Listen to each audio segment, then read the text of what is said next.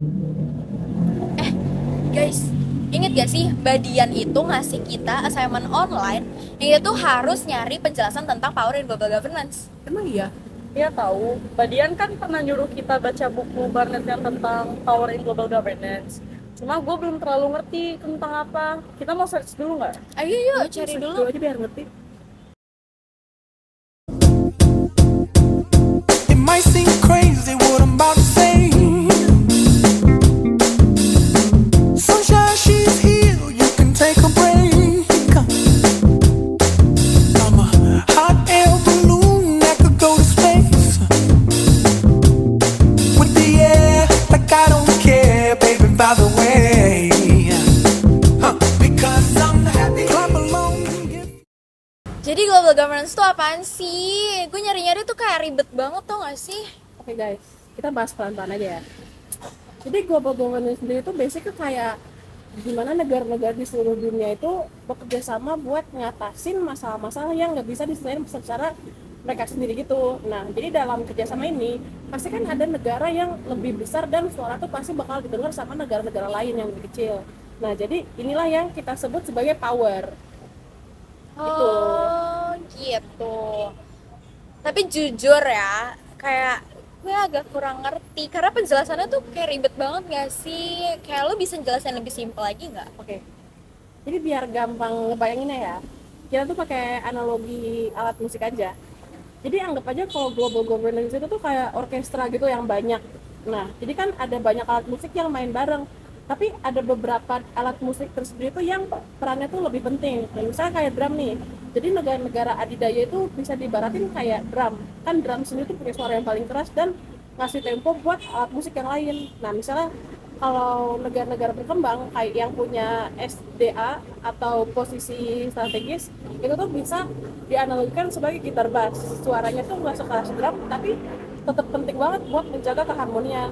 Nah, kalau piano tentu diabarkan sebagai organisasi internasional, punya banyak banget tools yang bisa dimainin melodi yang berbeda-beda, tapi kita tuh tetap harus sejalan sama tempo yang diberikan oleh drum tersendiri. Nah, kalau biola itu sendiri tuh kayak LSM atau kelompok masyarakat sipil kayak kita gini nih, suara tuh mungkin kecil banget tapi pasti bisa membuat melodi jadi lebih indah dan berwarna, jadi kayak musik tradisi gitu. Oh, berarti power dan global governance itu nggak cuma soal negara-negara besar aja nggak sih? Kayak negara-negara kecil, organisasi internasional, bahkan masyarakat sipil juga punya power. Tapi ya gitu, beda-beda bentuknya. Berarti kalau dari analoginya Najla tadi, hard power itu kayak drum kan. Jadi dia tuh kekuatan yang terlihat jelas, kayak kekuatan militer atau ekonomi.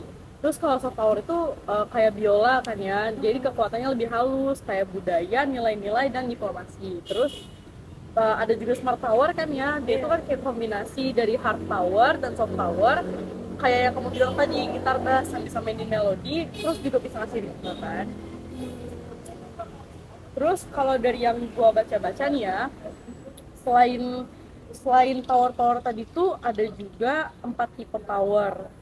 Eh, Dia ada compulsory power, structural power, institutional power, sama productive power. Jadi ngikutin penjelasan kamu ya, biar nggak ribet. Dia tuh kayak lagi nonton Korsel.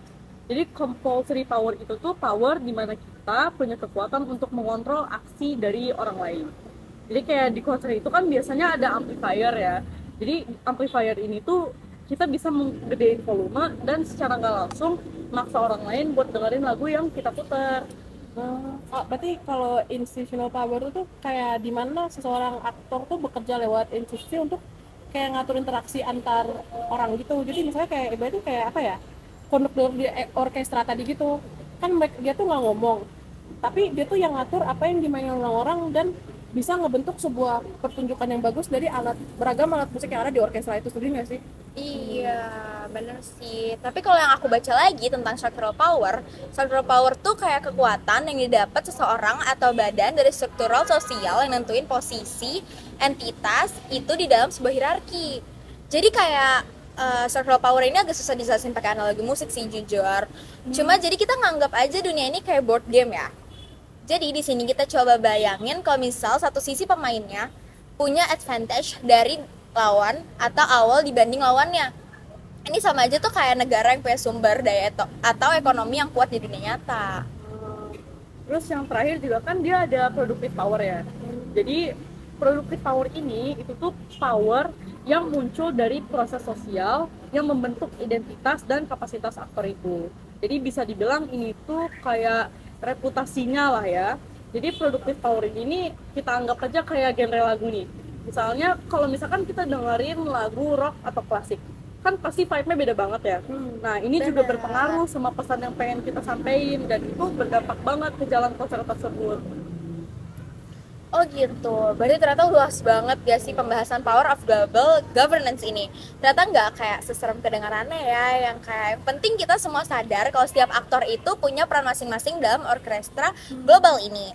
Dan yang paling penting, kita semua tuh harus main bareng biar bisa nyiptain harmoni yang indah. Benar. Oke guys, kalau menurut aku sih, aku udah lumayan paham sih tentang pembahasan tugas yang dikasih sama Mbak Dian kali ini yang tentang power and global governance. Kalau kalian sendiri gimana? Aku lumayan paham sih kalau aku sendiri. Aku juga lumayan ngerti sih. Kalau kalian gimana?